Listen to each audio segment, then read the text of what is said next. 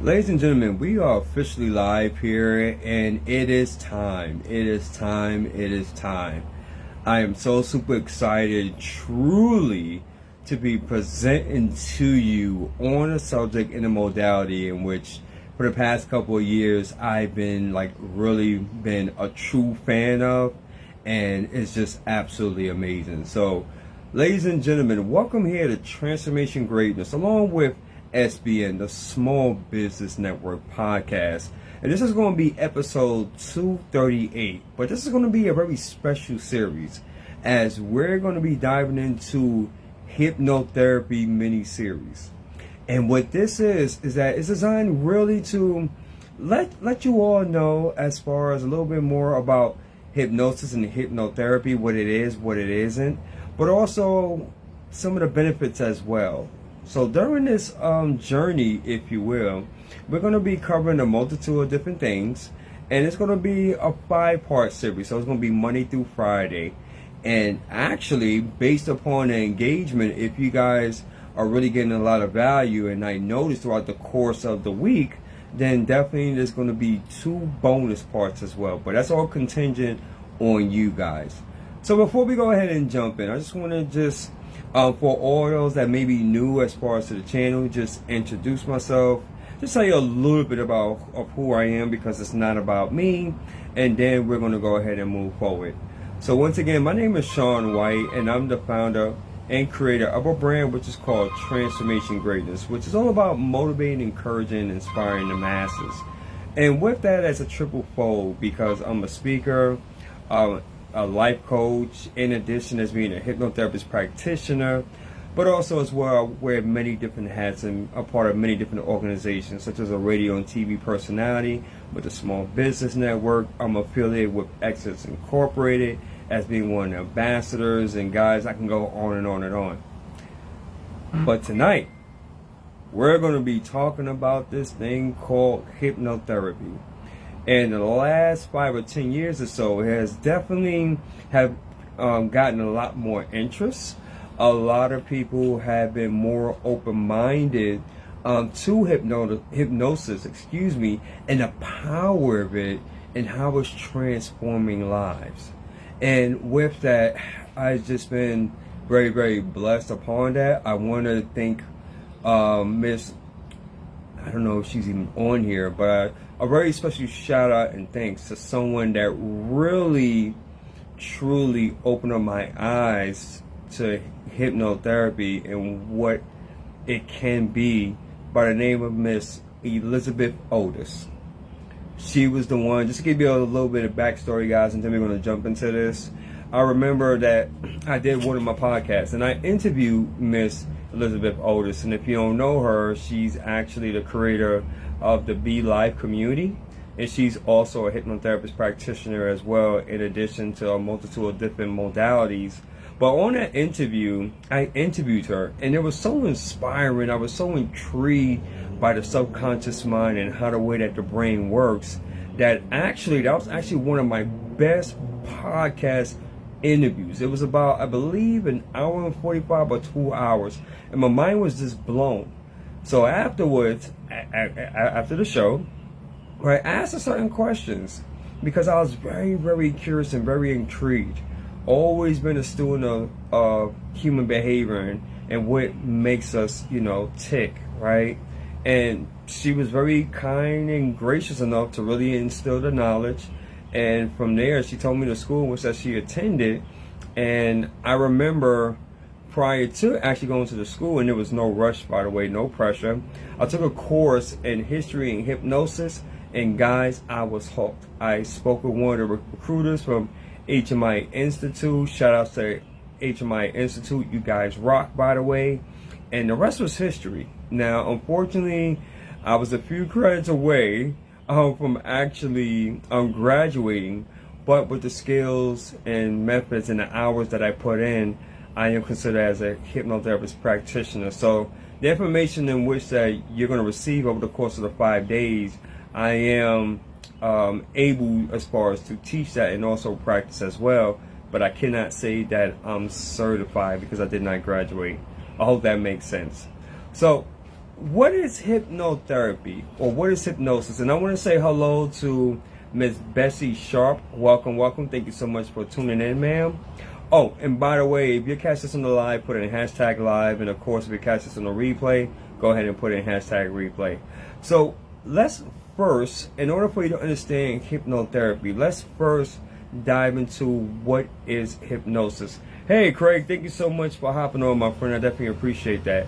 So what is hypnosis? There's been a lot of misconceptions about hypnosis, and I, for one, prior to being introduced to modality, I used to think of hypnosis as, like, you know, with movies, and you know, you would have magicians and they would have like an hourglass or a pendulum, and a lot of people, including myself, from movies, right, from entertainment, I used to think, guys, that, you know, someone can basically hypnotize you to do essentially anything in which that they want you to do, right? Like bark like a dog, or, you know, cluck like a chicken, or rob a bank, or something, you know, crazy like that of the sort. In which, in actuality, what hypnosis is really a state of being. And I don't want to get too technical on this, but I'm going to give you some examples of what hypnosis is. And it may pretty much surprise you as well, because we go through it on a day in and day out basis. The first example, for most people, have you noticed that when you wake up first thing in the morning, most people, it takes us quite some time, right, as far as to really, you know, wake up, you know, be present as far as on where we're at. And it may even take about, you know, a couple of minutes, or maybe even 5 minutes, or some people even 10 minutes to get out of bed.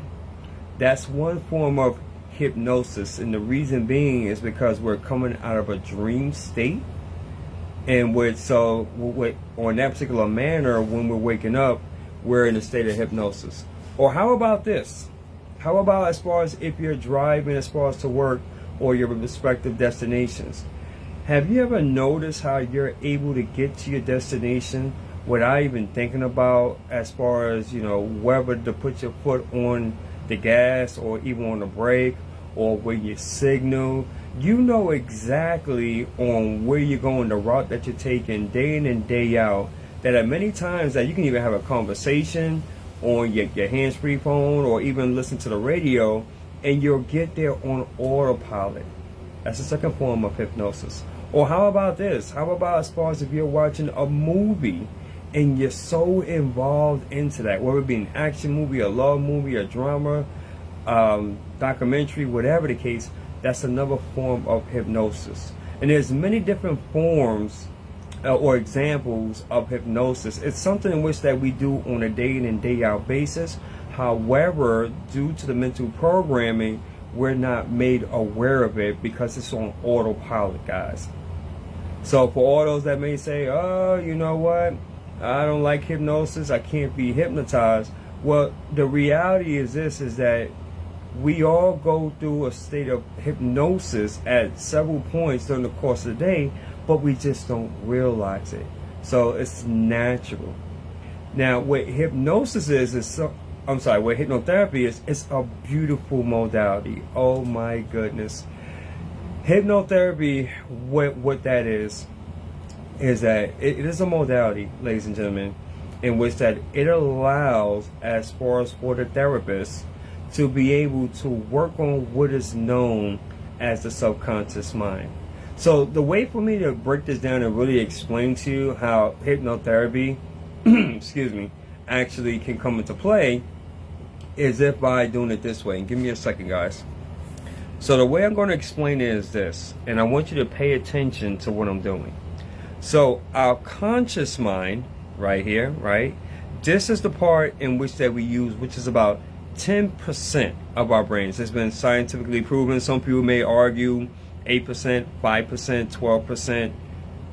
The bottom line is this, is that this is the part in which that we use in terms of logic, reasoning, decision making, willpower. We use this part especially when we're processing information, when we are interacting with other individuals, because by using our conscious mind, it's allowing us to say, okay, well, that makes sense. Okay, do I take a left or do I take a right? You know what? Is that a good business decision to make? Or should I back out of it? Or, you know what? I know as far as if I eat too much of that, or how it's going to cause me to gain weight. So you know what? I'm going to back off and I'm going to try a different method, try a different diet. That, ladies and gentlemen, is our conscious brain, our conscious mind, right? It's something in which that we know, right? We're fully aware of that. Now, the critical mind, this is very important. We have here Tracy Allen in the house, and we have Miss Karen in the house. Welcome, ladies. Welcome, welcome. Thank you so much for tuning in. Now, our critical mind, which is right about here, our critical mind, I want you all to think about that as being as a filter. This is the information in which that when it comes to our critical mind, to our conscious mind, the critical mind, I want you to think about it as being like a safeguard, almost like a bodyguard, if you will. So what happens is this: if I say for an example, blah blah blah blah blah blah blah blah blah blah blah blah blah blah blah blah blah blah, well, consciously, you know, well, what did Shawn just say? He just said blah blah blah blah blah. So now what it's going to do is going to go through the critical mind, the top part once again. And I apologize if my camera is fumbling back and forth, so I'm holding it with my hands. The critical mind right here, remember, that's the safeguard. That is actually our bodyguard. So what it's going to do, it's going to stop it and be like, makes no sense, nope. And then it's going to go back to our conscious mind, and now you're processing the information and saying, okay, what Shawn just said last time with blah, blah, blah, blah, blah, that makes absolutely, positively no sense, right? no sense at all. Now, if it does make sense to you, then that's another conversation for another day. But for the most part, it doesn't make much sense. Now, the subconscious mind, this is our most dominant mind. And when I break this down, it's going to make a lot of sense. Our subconscious mind, which is 90%, it's back here, 90% of our thoughts. Some may argue with me and say, well, how is that even possible, Shawn? Well, allow me, if you will. From the time that we're 0 to 7, right? And you guys can go ahead and look this up, okay? From early childhood on. Our minds are so wide open because we're pure, we're innocent. We are learning, we are adapting, we are learning from our parents or for our caregivers, right?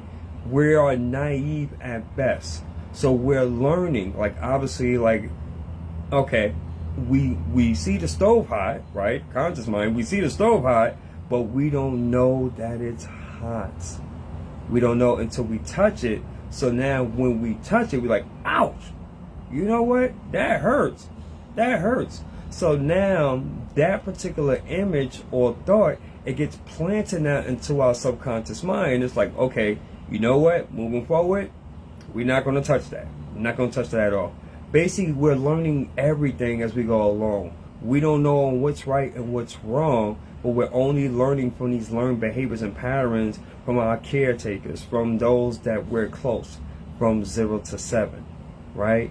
Now, as we go along, let's say, for instance, from 7 to 14, that critical mind, you remember the part that I mentioned, guys? The one that was in the middle? Now we start developing the critical mind. So now we start to understand what's right and what's wrong. We gain things which is known as knowns and as well as associations. We know, as far as obviously when we were young and we touched that stove, it was absolutely hot. We know as far as that we like chocolate cake or we like ice cream or certain type of ice cream or a certain kind of movie, we associate that as with a good feeling. Likewise, say for instance, if it was something that was bad that we really didn't like, we now associate that particular thing in which that we did not like. And so thus, that we are developing our critical mind, and also that's being planted in the back of our mind known as the subconscious mind. I want you guys to think about this for a second. Isn't it funny on how you may meet people in their 20s or 30s or even 40s, and they have certain attitudes and behaviors, and did it ever occur to you that why does a person act this way, or why does a person believe in this particular manner, or why does a person move in a certain manner in which they do? And the reason being is because, as I just described, because of all the knowns and associations in which that they have built over the course of years, obviously, right, dust has been planted into the subconscious mind. So the subconscious mind, as I mentioned to you all, the back right here, this is 90%. This is the way that we live our lives on a day in and day out basis, whether we know it or not. I myself included. Our subconscious mind is the most dominant part of our minds that we use. This is the reason why, for those, say for instance, that may have a fear of public speaking, they would love as far as to speak in front of maybe a few people, or maybe even love to do what I'm actually doing as of right now. And they see it, it's absolutely amazing to the conscious mind. It's like, wow, yeah, I would love to do that. I got a lot to share. I got a lot of wisdom to extrapolate.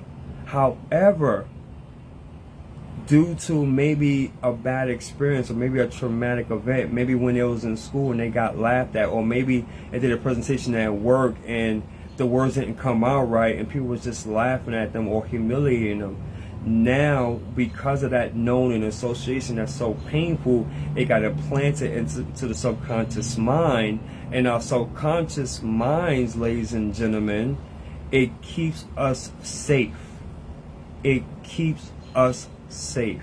It does not want us to experience that hurt or that pain or that regret or sorrow.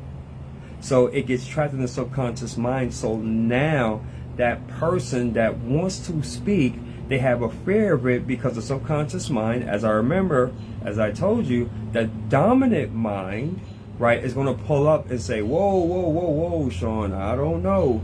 You remember, man, when you was in the 6th grade and you try to do that presentation and you was stumbling, and every single time that you would try to utter a word, it would just come out like, and everybody was laughing at you. That's a known association that the subconscious mind is like, yep, you know what? We're not going through there. So how does hypnotherapy works in that example? What happens is this: as the hypnotherapist, what we do, or what I would do, is that we would have a one-on-one. We would basically just get some background information from you as far as on what the presenting issue is. As a hypnotherapist, I will be not only your therapist, but your coach, your cheerleader. I am designed to create a safe space, judgment-free zone, and then to kind of speed this up for you guys. Then from there, once we get into that, we then use as far as words and phrases in which are suggestible to you.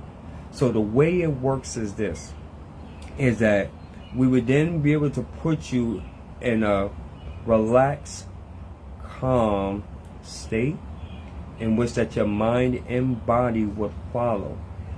Thus, you would be completely aware and conscious of everything that's going on, everything in which is going on. So you will have total control of the session, meaning that, guess what?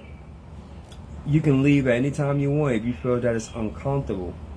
But as you're being a hypnotherapist, would then, as you're being in that relaxed, calm, restful state, thus me, I would then be able to penetrate through the filter of your critical mind. Remember that part in the middle that I mentioned? And then thus enter through the back door of your subconscious mind, and then be able to infuse as far as the positive suggestions in which that you would like to hear instead. And why is that important? Because of the fact we are suggestible, the most suggestible to who? Ourselves. Remember, as we grew up, we built knowns and associations and we learn different behavior patterns that quite frankly wasn't our own. So over the course of time, our subconscious mind has instilled constantly as far as to reaffirm us on certain things. So we're most adjustable to ourselves.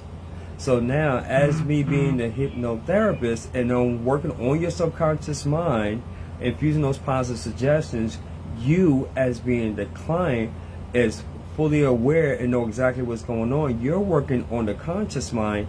Thus, now we're able to achieve 100% of the results that you, ladies and gentlemen, are achieving for. Notice on what I said, not achieving the results that I'm looking for. We're working together as a team to work on 100% of the results that you, the client, is looking to achieve. And that's why hypnotherapy is so powerful, because it's so many different modalities, so many different techniques that are available. It is just an absolute game changer. And what's the benefits of that now? The benefits of it is that it can help so many individuals, which, by the way, hypnotherapy offers over 100 and different, what's the word I'm looking for? It can help out with over 150 presenting issues, such as from fear of speaking, lack of motivation, stuttering issues, fear of water, test taking, weight loss, smoking, fear of death, fear of flying. Guys, I can go on and on and on and on. But also, too, what I have also noticed is that through the power of hypnotherapy and through the power of positive suggestions and reinforced suggestions, thus I have seen it in my own experience, even with myself, that there's a more sense of confidence, a sense of purpose, of fulfillment, of love, of laughter. Guys, it has so many different benefits. I can sit here all night and tell you all the benefits, but I'm trying to make this as short as possible. So in closing, if you guys have any questions at all, any questions, by all means, please feel free to reach out to me. If you have my direct contact number, please feel free to reach out. If not, then send me a message. And let's go ahead and talk about this, guys, because ever since I've been introduced to this modality, and again, I have been hypnotized on a number of different occasions. It is absolutely amazing. I highly recommend it. But it is only for those, and this is another thing too, it's something in which I didn't mention. Hypnotherapy, the reason why a person but they are interested in hypnotherapy is because they have tried either counseling or psychotherapy or other different modalities, and for whatever reason it hasn't been successful. What hypnotherapy does is that, based upon as far as on what they already experienced, we're allowed to go much more deeper than what their prior counselors and therapists can. And so it's very intimate. It is something that's very powerful. I would not dismiss it if I was you. And again, if there's something which that you're interested in, and if you just want to have like just a quick, I would say 15-20 minute consultation, guys, it's on the house, okay? By all means, please feel free to reach out or message for me. If you have just any general questions, I'm definitely here. But I'm telling you guys, it's absolutely powerful. So with that being said, it's getting dark over here, so I definitely do apologize for the lighting. But I hope that this was value to someone. And this will conclude episode of 238 of Transformation Greatness, along with SBN, the Small Business Network podcast. I am your host, Shawn A. White. Stay tuned for tomorrow, which is going to be part 2, as we're going to be diving in a little bit more. But until then, family, if what I stated on here either motivated, transformed, or inspired at least one person, then may God be the glory, and I take no credit for absolutely none of it. Until then, you're all amazing. I thank you so much. Indigo, Nikki, the Byron Brown, the creative genius. Oh man, I'm so proud of you. We have here Tracy Allen in the building, aka Big Sis, another creative genius. Oh my goodness. Whew, man. I don't, you know what? I probably have to do like a big shout out, a live stream for Tracy Allen, because she's truly special, guys. I kid you not. We have here the mad scientist himself, Dr. James MBC, in the house. The mad scientist. I tell you, this man don't sleep, and y'all think I'm joking. The man really don't sleep. I don't know how he do it, but he makes it happen. I'm so proud of that brother, man. So proud. We have here Dr. Annie Latoya Curtis in the house. Welcome, welcome, welcome. Dr. Curtis, me and you are definitely going to get up, because we definitely going to have to talk. And for everyone else, for Craig, for Bessie, thank you guys. I definitely do appreciate you. And for everyone that's catching this on the live or is catching this on the replay, I appreciate you all. And also here, Sister Karen Forever, God's Gal, thank you, thank you, thank you. So with that being said, guys, I thank you so much for your time. Enjoy the rest of your Monday evening. Stay tuned for tomorrow at 8 p.m. Eastern Standard Time, as we're going to dive in part 2. And by His grace and mercy, look forward to seeing you all on the next episode. Peace and blessings, family. Thank you.